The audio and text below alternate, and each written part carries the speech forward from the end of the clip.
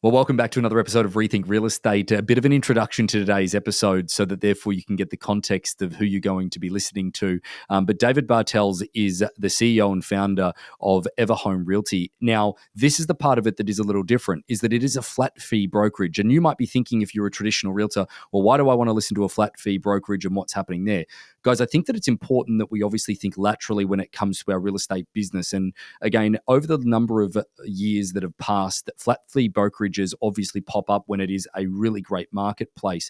And obviously, in the marketplaces that we're in currently all over North America, inventory is tight. So they will still continue to be a thing. And you may be competing with them in your marketplace. So it's even more important that I believe that you listen to today, because you need to understand what you're up against, what the pitch is, but also need to be able to speak intelligently to what they are offering and why they are doing it the way they are doing it. I think that this provides a distinct opportunity for you to hone your skill set when it comes to maybe dealing with any objections that a seller has that's looking at a flat fee brokerage. But all in all, I think that there's some interesting insights into a part of the industry that's always been there. And David has been part of that industry for quite some time, but also we speak as well, not only about the flat fee model, we speak about the mindset when it comes to a discount brokerage. We speak about the process which he has put in place and how putting a process in place gives a seller confidence, even though that they're not incentivized really to sell for more money,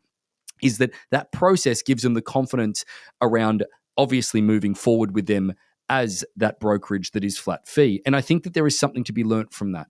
The other part that I found really interesting as well is raising capital and how that's working in this point is that in this marketplace where there has been multiple real estate companies or prop tech companies that have tried to raise capital, how he's going about that and what he's looking at doing. Again, a little bit of a different episode. I want to try and bring different things to this podcast in order to make sure that there's better learning along the way. It might be for you, it might not be. But either way, hope you enjoy.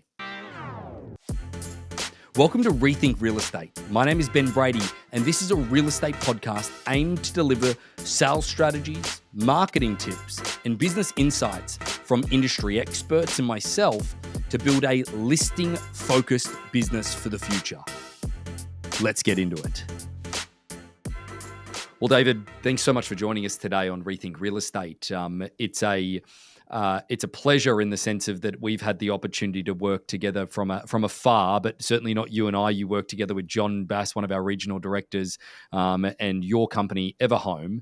And I thought that it was a really good opportunity for our people and our listeners in the real estate community to think a little bit laterally around what you're doing in your flat fee brokerage. You know, there's obviously one of the things that I want to talk about in the very beginning is your background in perspective to prop tech.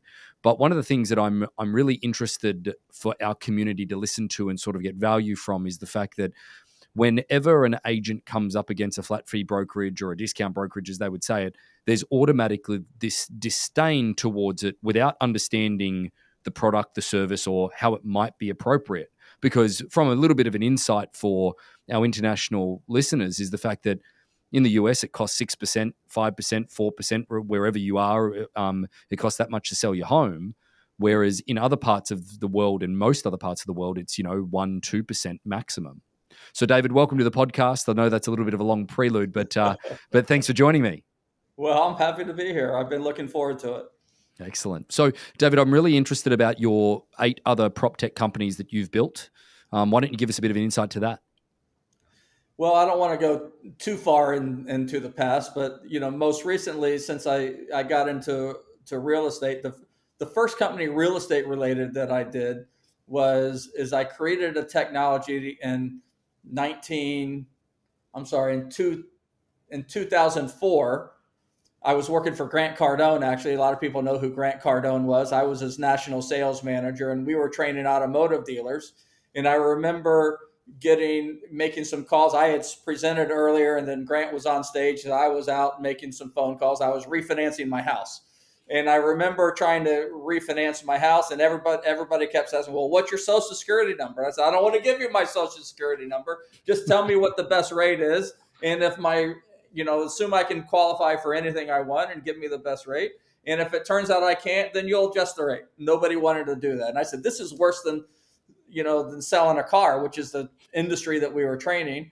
And I took the technology that Grant had developed for the automotive industry, and I had it built for the mortgage industry. And I launched a company called Selling Smarter, which was about converting mortgage leads into loan applications and closed loans. And then I had an exit, and I sold that in 2007.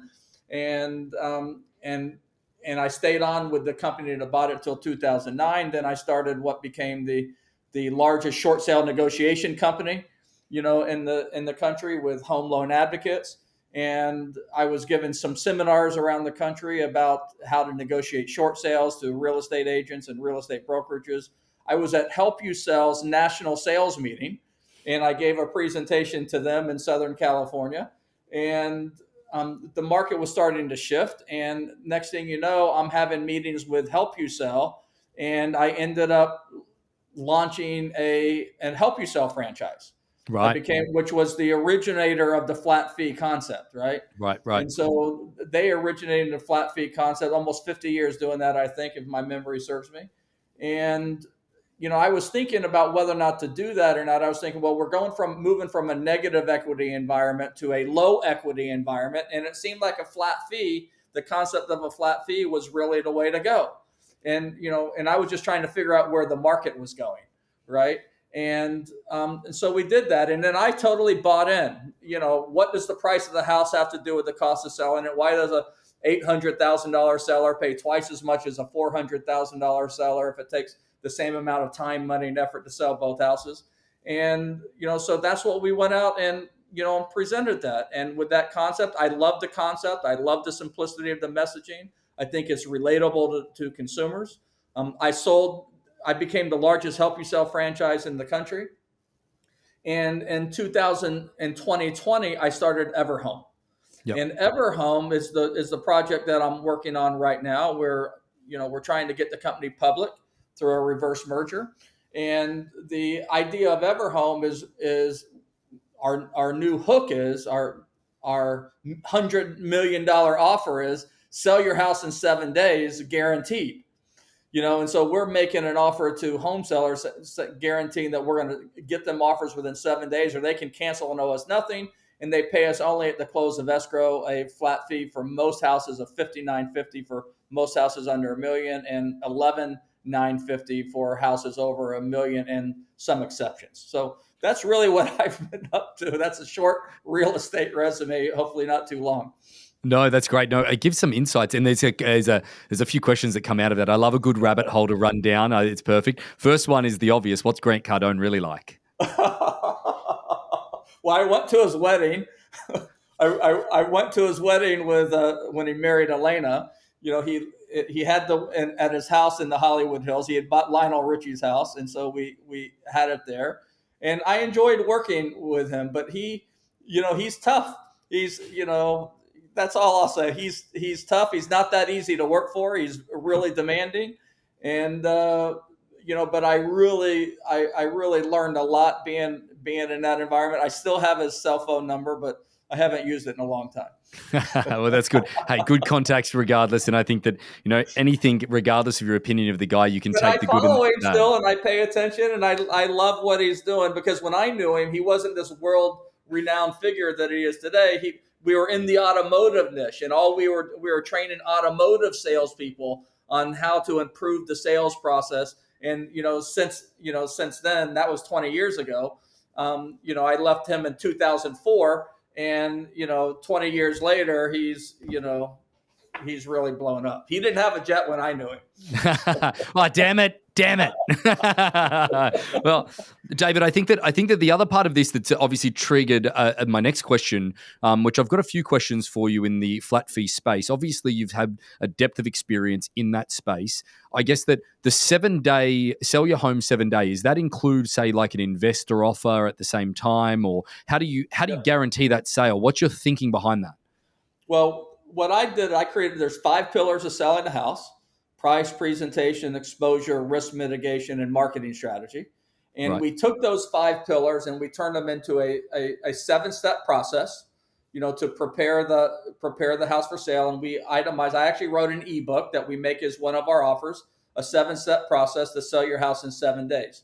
And so the sell your house in 7 days basically means from the time that we start officially showing your property, which is on a Friday. So we put it on the MLS on a Monday. We don't do any showings until Friday. And then we guarantee by the following Thursday, if they do all the things that we say, that they are going to get at least, they'll get one or more offers within that 7 days. And if they don't, their option, they can cancel and owe us nothing. Right. Okay. So take me through how you establish the 5 pillars of selling. All right. So price is really, so price is really an important aspect of it. I don't know who the audience is here, but I assume a lot of real estate related people, right? Correct. And so everybody who's on here they understand that, overpriced houses sit on the market and underpriced houses get multiple offers, right? And so this is what I explained. You can't underprice a house in this market because the market will bid it up, which is what I like about auctions, right? It's impossible to underprice. The market will find the water level that it needs to be. And it may not meet the seller's expectations, but we're going to learn what the market value of the house is. That's the worst thing that's going to happen as a result of that. And so the same thing with price, right? So we want to make sure that the price is right. And it's one of the conditional guarantees. They have to agree to list it at our price. Okay. So that's price.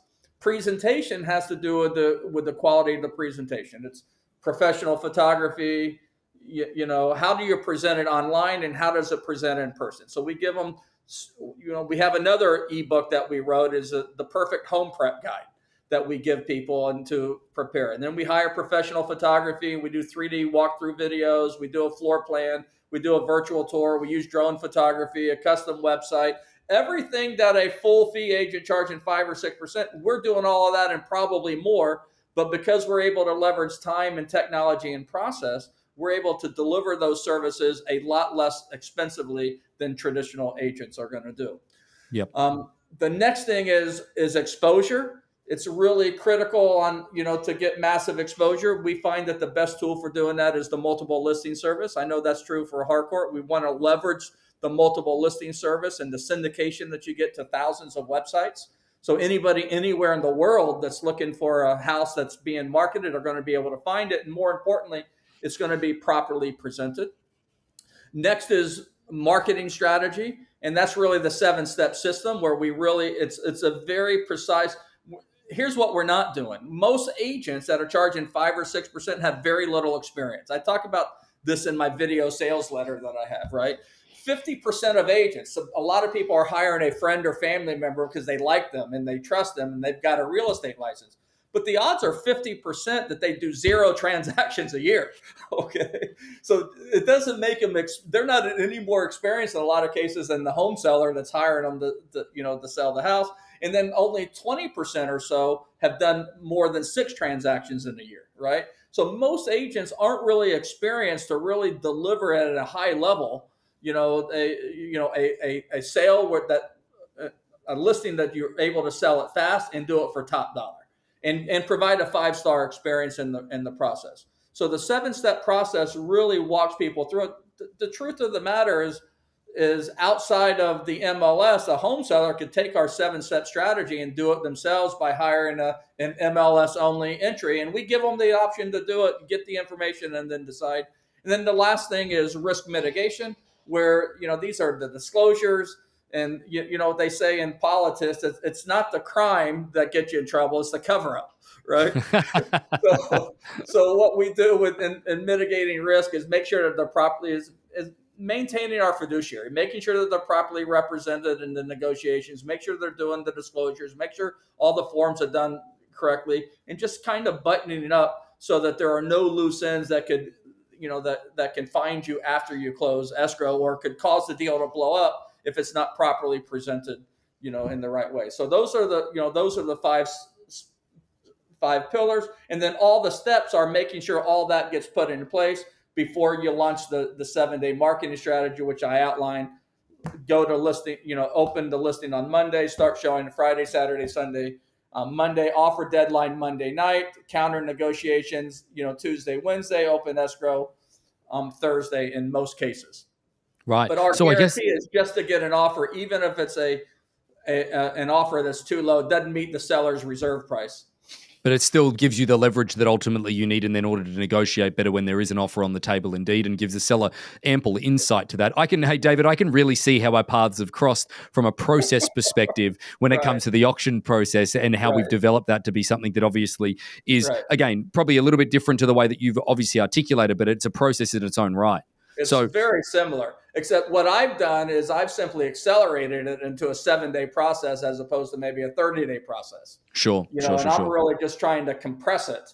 And then Yep. if and then our backup plan, if it doesn't work, is that we can move them into a longer process of the auction. So Yeah. we use the auction is a regular part of the repertoire of tools that we have in order to move these properties.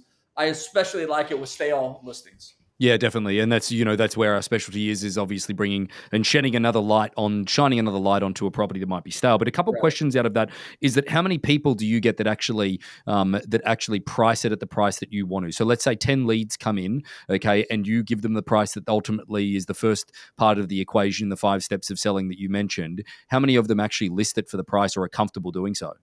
Well, almost all of them Oh, right. will do it. We don't start out in agreement, but we Yeah, get but we get to agreement through negotiation. sure. We reason it out with each other, and I simply explain it to them, and I give them this. I give them the safety net of, I something I learned from working with you guys is the concept of reserve price. Yep. List price and sale price are not the same thing.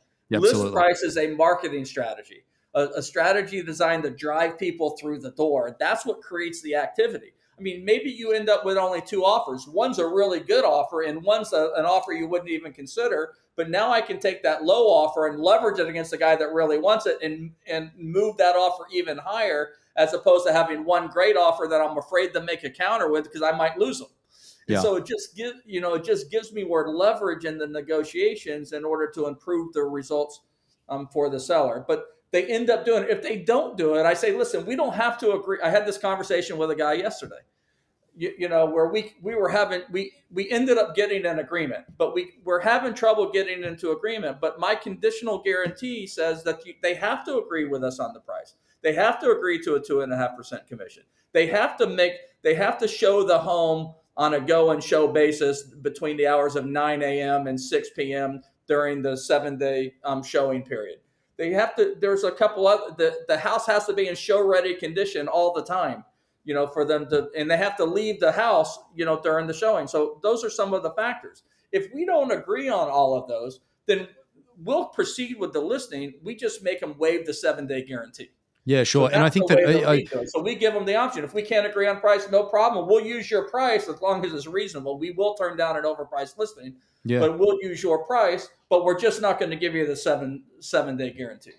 The interesting part about that is that I think that setting the expectations from the very beginning in the way that people know that things need to happen. Like, so for example, is that, again, not, I'm just giving an example, not that this is something that is crucial to anything, but for example, a seller that says, I don't want to sign out the front of the property. Ultimately, that says to me is that there's obviously other underlying issues that they're going to have along the way with that listing that Right. therefore will hinder the efforts of that individual agent. Having your That's set right. process and what you actually know is going to work, very much so like the auction process, in the sense that we won't compromise our process at all based on the perspective that we know that Right. it decreases the percentage likelihood of it actually selling. So all in all, I guess that where I'm sort of leading to all of this is that for those that are listening at the moment, and you've obviously done some in-depth understanding of the process of real estate in order to offer or order to design this process in order to get that result within a short period of time. What do you think that agents in the traditional real estate environment, what do you think that they're doing too much of? What do you think that is happening where they're not being able to replicate these results? What type of minutia are they getting stuck in? Well, my opinion is that there's a lot of agents, and I don't, and not all agents, but there are a lot of agents that are willing to, based on the competition for the limited number of listings that we're seeing in the marketplace, will tell a seller what they want to hear, as opposed to tell them the truth. So you got a $600,000 house. The seller says, "I want 700," and then, all right, let's try it. And then they go to, and then 2, 3 weeks into it, they're grinding on them to reduce the price, reduce the price, reduce the price. That's one thing. they're not really setting the expectations, in advance. Now there are good agents, and there are some that don't have that much of experience, but I just find that it's much better to have that conversation. And if we're going to have a problem around that, then let's address it right up front and have that conversation now. And if we can't get past it, then let's go. Let's just move on. And all those agents that are willing to tell you what you want to hear, then let them. I lose listings for two reasons. Number one, I won't commit to list it for the price that they want because somebody else is representing. I think it's crazy. Sellers say, well, what do you think I can get for my house? And I'm like, listen, you can ask 10 agents and 10 appraisers. You're going to get 20 opinions and they're all going to be wrong. I said, I can tell you what you want to hear, okay, but that doesn't make it true. Okay, so my job is not to tell you what your house is going to sell for. My job is to figure out what the high end of market value is and sell it for that. Okay. And if you need a number, a particular number, then our strategy is not going to work. But if you're ready to sell and you want to sell it for the high end of market value, you want to sell it in the shortest period of time, and you want to net the highest amount of money, then we're a solution that you're going to want to take advantage of. I can see agents on the other end of this podcast, David, where they're like, well, I don't want to deal with sellers or people that want a flat fee or a discount fee. Like they're obviously making. It's funny. At the end of the day, again, we are part of a great deal of brokerages and partnering with them, and then ultimately a lot of them are full price, so to speak. But if you were to break it down, the volume of them that actually discount their commission when it comes to a negotiation, a lot of them do discount, and the averages would be far less than we would all know anyway. But every full fee agent I know is a discounter. Yeah, that's right. So I guess that my question in this sense is that what are the type of people that you attract, and are they different? And is your relationship with them different because you're so upfront? Well, I attract, obviously I'm attracting client. My demographic is the same as everybody else's, right? But the people who are attracted to us are people who are looking to save thousands in commission. They don't understand why it costs so much to sell a house, especially in a market with so much scarcity, of inventory. Okay. I mean, interest rates aside, the market is still moving. Okay. Properly priced houses are still selling fast and with multiple offers, right? Pricing is a real important part of it. But what we're doing is we're providing the same services as everybody else. So if they're looking to save thousands without giving up full service expertise and great results, that's who our client is. And so I lose deals to two kinds of people. I told you the first one already, which is people who overpromise or overcommit or on the price. Okay. And then the other ones is somebody who's got a trusted friend or family relationship that they just can't say no to. It doesn't matter how much they're going to save. Now, to those people, I say, take the $5,000 in savings and take your friend to Hawaii and everything will be fine. What's the biggest threat to your model? What's the biggest threat to your model? Because I will again, and this is you probably agree with me, is that these models come in and they come out. There's so many companies that try and start them and they fail. Why are you different? But also, what's your biggest threat? Well, we're different because of the process. So we're using salaried agents. Okay, so we're not, we're using people in a process, right? And we've created an assembly line. So like one of my listing agents, could handle 30 listings, but they never give a listing presentation. We're just dropping 30 listings a month on their desk. And we're saying your job is to get them in escrow with a support team, behind them. They're not inputting deals in the MLS. They're not creating advertising campaigns. All their job is to represent sellers and get their house sold.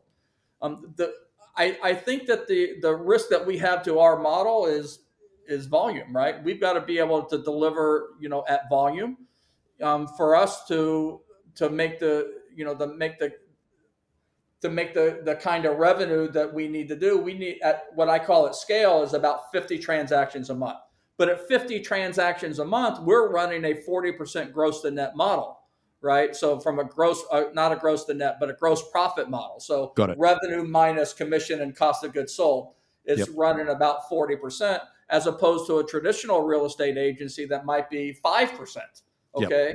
Or 8%, under that before they get to their operational expenses. And so that's really the model that we're running, and we can process a lot more transactions with a lot less people by leveraging time and technology and process to do that. Yeah. So I guess that incentive is one of the things that a traditional real estate agent would stand in front of you and say, well, I'm incentivized to get the seller more money because of the commission structure and the way that it is and everything along those lines. What would be Well, I your don't. answer to that? Yeah. Well, I've obviously heard that the number one thing that we hear is that, well, you get what you pay for. But then when you line up the services and the results that we get, that comes from agents who don't know what they do. They just assume that discount equals, low service, low value, poor results, and that's not true in our. I mean, those services do certainly exist, but we're a full service real estate agency that's doing everything a traditional real estate agent is doing, probably more. Okay, the only thing that's different is that we've chosen to price our house, price for $59.50 or $99.50. By the way, or $59.50 or $10,950. That's plus 2 or more percent commission on the buy side. So we're not Yeah. asking our Yeah. buyer agents. We're not asking buyer agents to take a discount. We recommend 2.5%. In fact, I just sold my house this way, and Yep. I offered a 2.5% commission. Just because we're willing to take less money on the list side doesn't mean we're asking buyer agents to take less on the buy side. And in fact, one of our requirements of our conditional guarantee is that they offer a 2.5% co-op commission to the buyer agent, right? And so, so we're willing to do it. So if it takes me a week to sell a house and I make $59.50 or $10,950, and I can do that 3, 4, 5 times a week, how much do I really have to charge in order to have a profitable model? Yeah, no, absolutely. No, I can see it from a model perspective how it would work. Volume is certainly going to have to be there, but that is in any real model that if you want to Right. scale it, indeed. But I guess that the next part of this is lead acquisition. Obviously, there's an attraction point with you being costing a lot less than a traditional brokerage. How do you get leads at this point? What is your primary way of bringing people to you, or how So, you prospecting, so to speak? well, our transactions come in 3 ways, okay, generally. So 30 to 35% of our transactions come from marketing to for sale by owners, okay? 30 to 35% come from pay-per-click ads, okay? And 30 to 35% are repeat and referral business. And Right. those 3 channels represent, almost 100% almost. I mean, there's a stray deal here or there that comes from another place, but for the most part, those are the 3 ways that we generate our business. So we got a really big emphasis on for sale by owners. And as you can imagine, if somebody, 70% of for sale by owners end up listing with an agent, right? And so, but they don't want to pay the 5 or 6%. So if we can get our message to them and they can get all the same service they get from an agent, but they're going to be able to save $8, $10, $15, $25,000 depending on the price point of their house, then all of a sudden we become an option that they consider more seriously. Who's a competitor that you would, well, you might not call them competitors? Who would be somebody that is that you think is that you're maybe going after and you're a competitor to? Yeah, we're not really going after anybody per se, but we compete with everybody, right? So we compete with every percentage based, full service agent out there, plus the limited service, MLS entry only. And Yeah, so we're yeah. just one option. What's interesting to me is I talk to home sellers and I talk to my friends and, oh, you're going to put real estate agents out of business. And I just laugh because, if we could just get, 1/10 of 1% of all the business, we'd be a $1 billion company, right? Yeah, no, I So, have the I mean, same we're just looking for conversation. a really small sliver of the business. Even Yeah. Redfin's not more than 1% of the market, right? And they are what you'd call the leader in discount real estate, if you will. But we're not really. We try not to present or position ourselves as a discount. It's really just a flat fee. We just charge differently, and sometimes that's more money, and sometimes it's less money, depending on the price point of the house. But we're offering so much value, we don't even lead with price. We lead with, we're going to sell your house in 7 days, and then when we get to the price, then we're like, that's it. Yeah. Is a slowdown in the market a threat? For sure. Yeah. I mean, I think it's the number one threat to everybody. I spend a lot of time reading the trade magazines, and all the headlines you see, especially these big public companies, they're all retooling. cutting back and dramatically reducing their costs in order to, in order to adjust for the slowdown that we're seeing in the market. If you think about, I don't know what the current number of listings are, but it's somewhere around 900,000, I hear. Well, there are 1.6 million real estate agents. So what's Yeah. that tell you about the market? So when you've got such a limited number of listings out there, okay, and interest rates are certainly a driving factor because nobody wants to trade their 3% rate in for a 6% rate. Absolutely. So, in fact, my wife and I just went through the pain of doing that, but we were going to move. But here's the reality. You see a little dip in mortgage rates and the consumers come back. But what the problem is we're seeing buyers enter the market and take up some of that limited inventory, but we're not seeing sellers. So it'll be interesting to see as we're really beginning the spring, summer selling season, whether or not buyers are going to come out of the woodwork. We know that there's going to be buyer demand, but we don't know if there's what kind of seller demand that we're going to have yet. So inventory issues, a slowdown in listings is a definite concern Yeah. of mine and everybody else's. Because like I said, we need to do volume. Yeah. We need I've got to sell more houses than everybody else in order to make our numbers.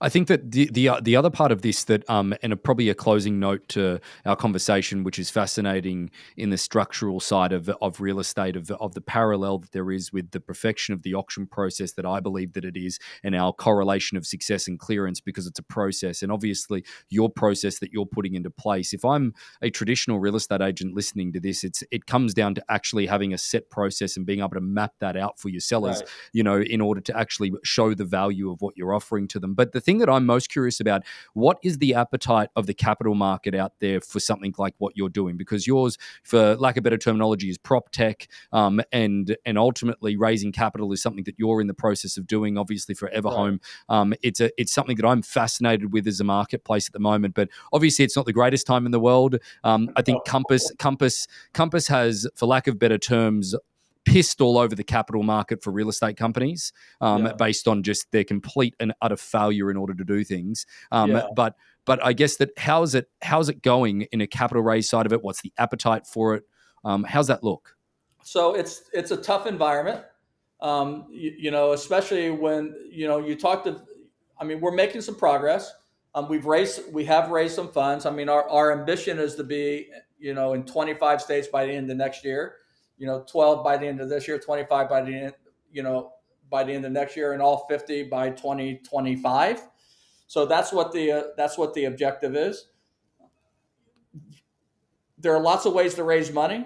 A traditional way that a lot of people go is the venture capital route, but what these guys want to see is $2 million in annual revenues and 100% year over year growth. That's 100%. The $2 million is not unreasonable, but the 100% year over year growth in this environment is really tough. I mean, we beat last year's numbers, but we beat it in the first 6 months of the year, right?